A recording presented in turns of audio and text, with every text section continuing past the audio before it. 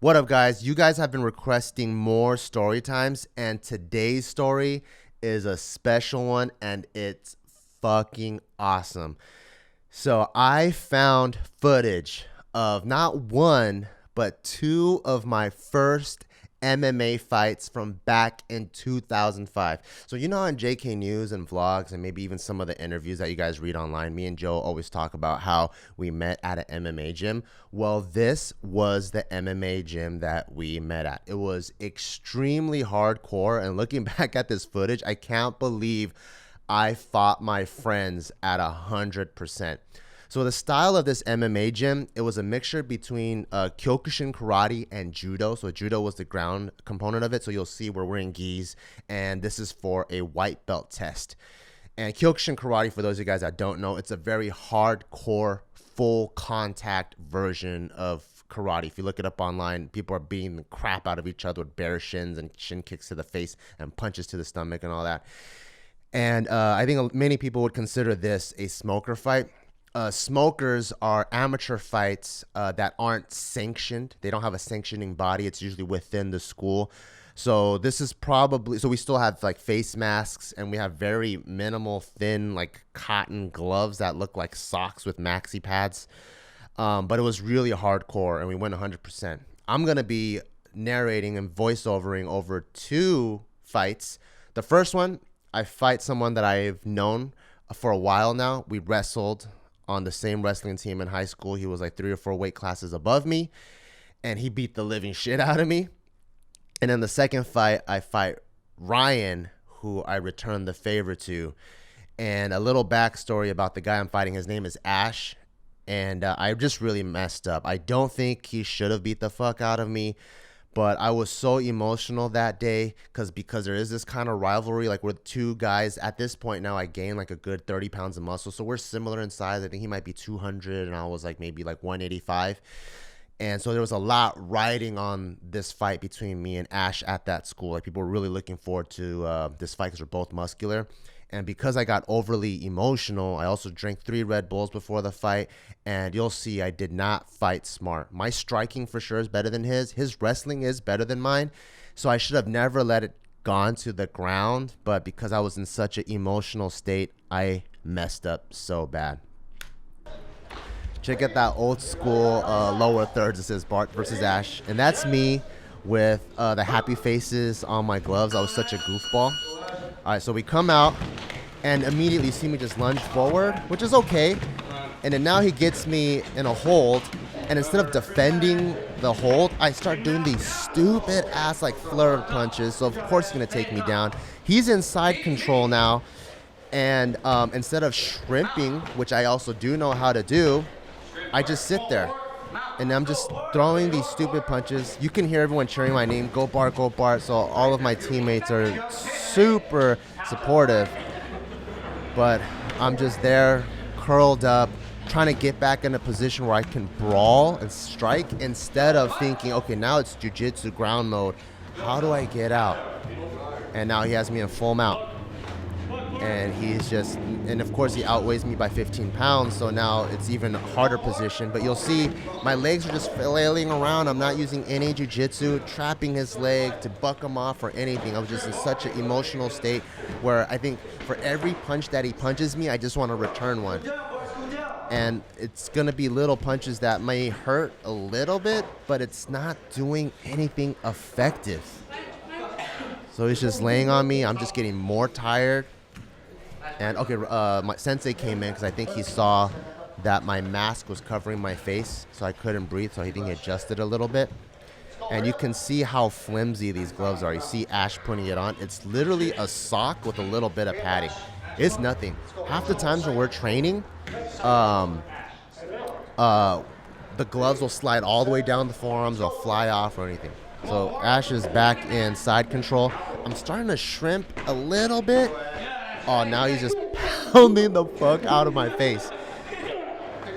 I'm so emotional. If you hear me scream, I'm saying, fuck yeah, punch me harder, fuck yeah. And I think that's just my ego talking because I couldn't get out from underneath. So I was just like, punch me harder. But I'm not doing anything. See, Ash is just on me, punching me in the face. And I'm not doing anything to defend. I think Sensei was coming in to check up on me right now. He goes, "Are you okay?" Because I was taking a lot of punishment. And I was like, "Yeah, I'm okay." It was cool.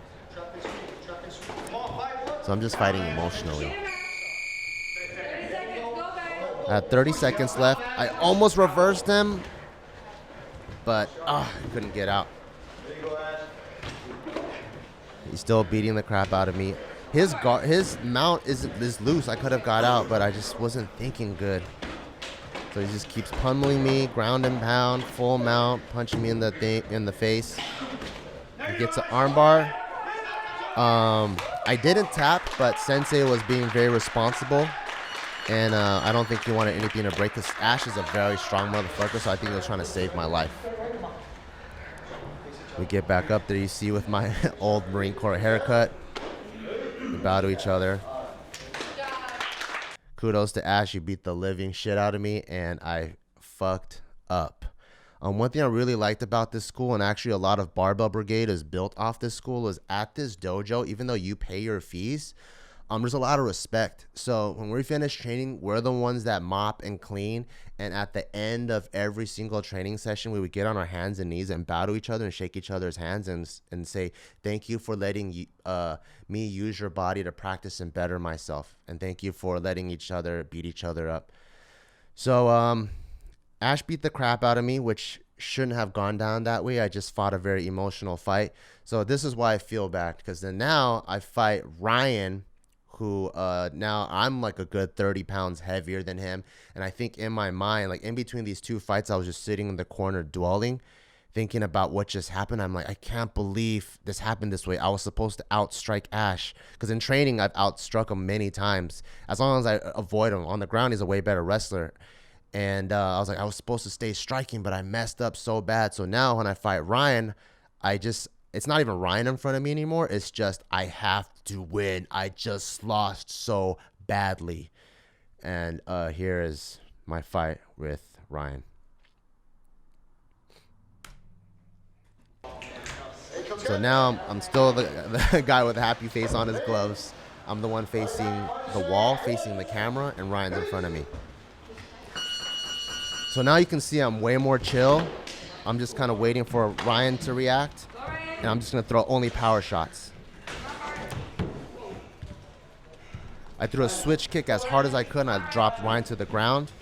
And I was like, I'm just going to be calm and find the perfect window to counter.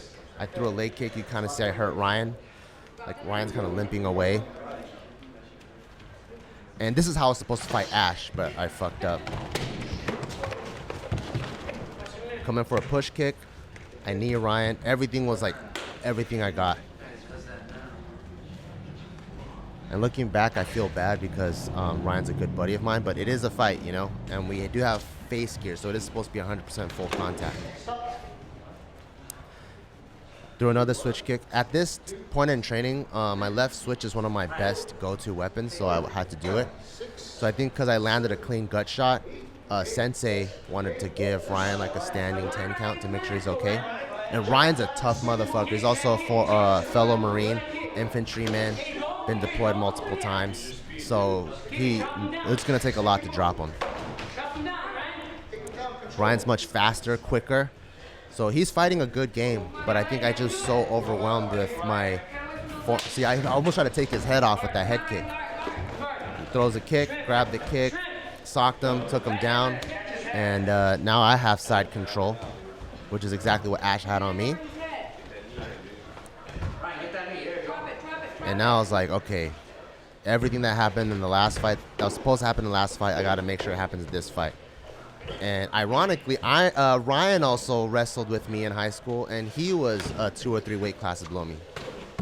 Fuck, that was a big-ass elbow. So during this time, Tito Ortiz was one of my favorite fighters, so I learned a lot of the ground and pound that he does. So I'm just pounding elbows, straight 100% shots. These face masks are awesome because without these, we would have broken noses, broken cheekbones, broken fists. But these things took a lot.